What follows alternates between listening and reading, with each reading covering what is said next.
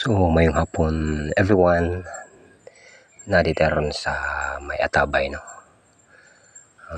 Silpi-silpi sa daan. Samtang kasahod sa tubig.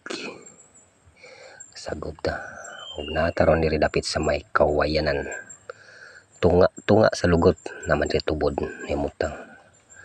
Samtang isahod na to atong container. Natin nasigpatan diri nga kuan. Dabong sa kawayan pero butong may pangani dani. Kawayan specific nga kawayan wa man toy kuan. Walay say nga ni dapaw, kini dapawon siya katol siya. Nanidabong. Ay tinguha naman sugod na pakita. Atsal may tabuan ni ron. Makumbirahan ni di oras. Himsog kayo. Yan nangita taglain nga nitubo wala pa may migimaw. Basin mga sunod semana. Next na po nga uwan. Atong dili-dili dire wala pa gyud.